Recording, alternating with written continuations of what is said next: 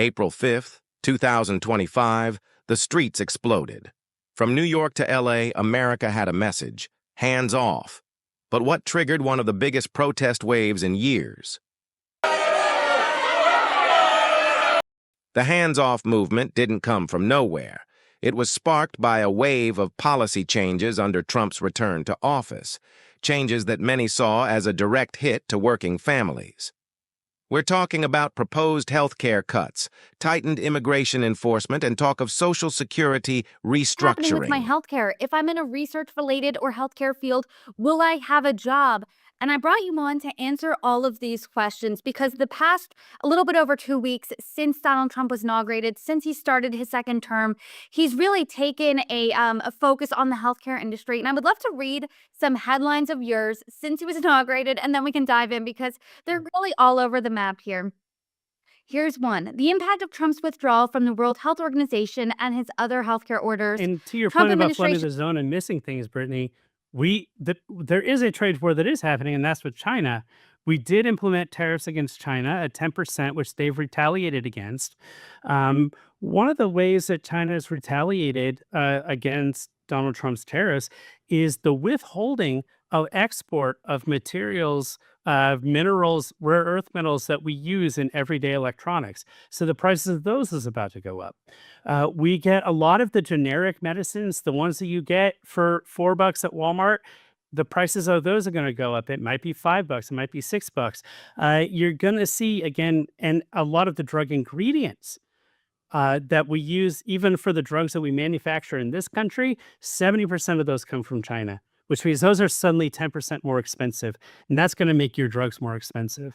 And so these are the kind of cascading effects that happen when you implement these sudden changes and you're not looking at the potential risks. The policies that were working prior to 2021, then we might see a change. But until then, you see it there on the footage. You hear it from the correspondents that are out there in the field. You see the human smuggling events that are taking place. This is nonstop. It's on a consistent basis. It's not going to slow down. And unfortunately, unless there's a significant change, Charles, we're going to see this for the next 2 years. On the president's priorities, presidential budgets are essentially a statement of priorities. And you see on your screen, it includes an increase in military spending, a significant one, about $1 trillion.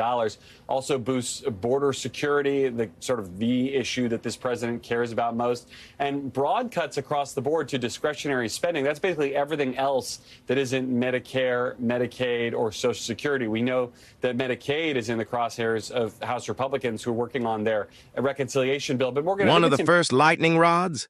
Healthcare. The administration proposed budget cuts that would hit Medicare and Medicaid, programs tens of millions depend on. Critics say it's part of a long-term plan to privatize care and slash costs, no matter who gets hurt. Next, immigration. ICE enforcement spiked and new executive orders aimed to fast-track deportations, limit asylum, and bring back hardline border controls.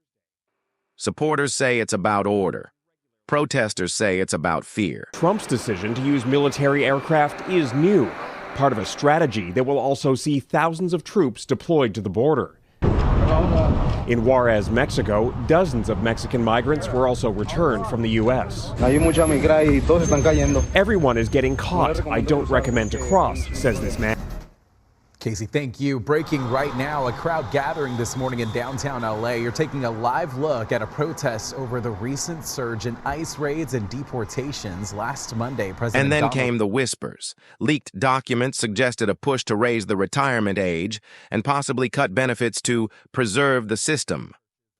That was the final straw for many Americans. Not just Gen Z or boomers, everyone hit the streets. People are very upset right now. The gathering, called the People's Protest, is organized by the 50-51 movement.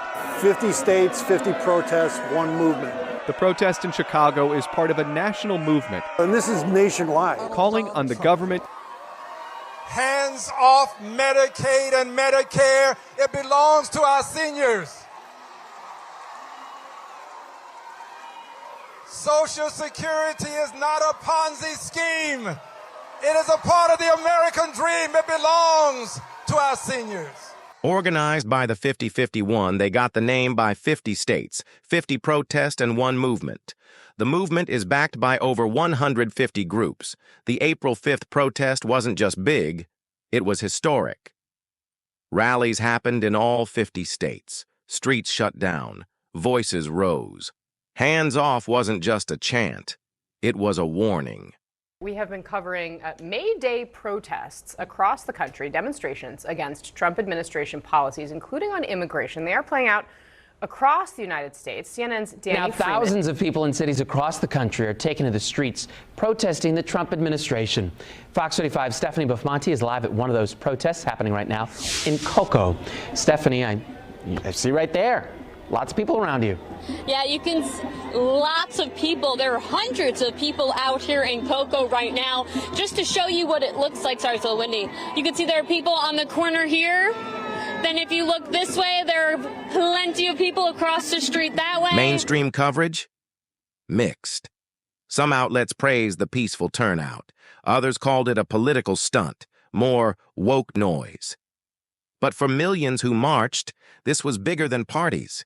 It was survival, dignity, and not staying silent. Love Trump or hate him, these protests show one thing. Americans are paying attention, and they're done being quiet. This is just the beginning. If you want the raw truth without media spin, hit subscribe.